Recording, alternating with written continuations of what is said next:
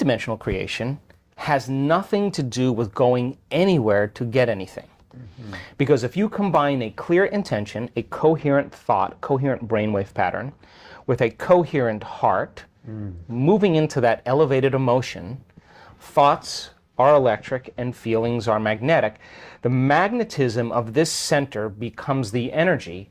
The intention is carried on that energy, and now you are broadcasting a new signature into the quantum field. Now, if it's done properly and you understand the mechanics, and I can't get into it in this show, but in fifth dimensional creation, you are not going anywhere to get anything. You are actually collapsing space and time, and you are drawing the experience to you. You are the vortex, because when there's a vibrational match between your energy and that potential that exists in the quantum field by tuning a radio dial, when you lock into that frequency, if you keep revisiting that energetic signature over again every single day, then you don't have to go anywhere and get it. The new job finds you.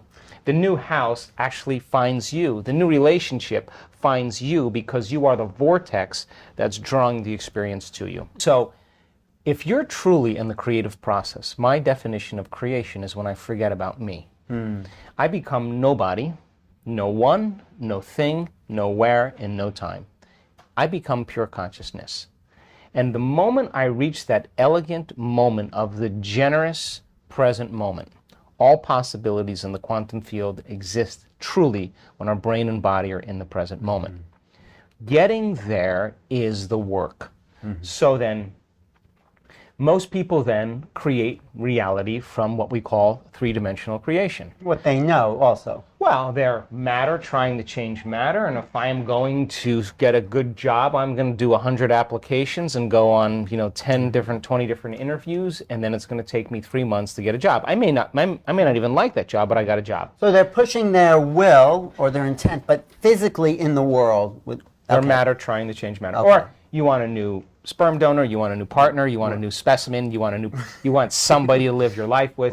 Then you're going to go on Match.com, you're going to spend 2 hours. It's going to take time in three-dimensional reality, because time is defined by us moving through space. And in this dimension, there's way more space than anything else. So we experience time as we take matter through space. That's how people create. You buy the house, 30-year mortgage, you pay it off in 30 years, it's yours. It takes time to do that.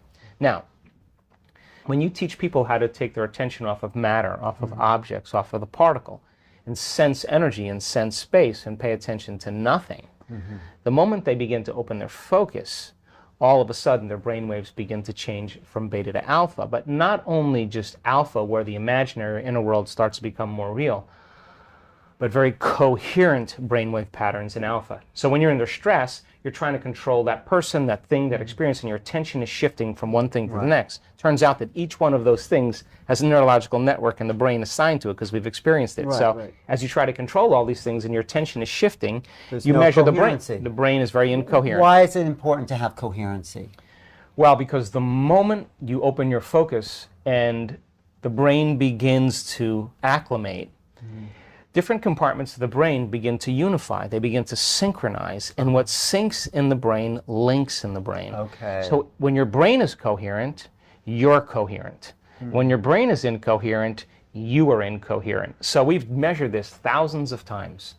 There'll come a moment in our work during a retreat, as an example, by the third day or so, we'll see very large areas of the brain, huge areas, begin to synchronize together.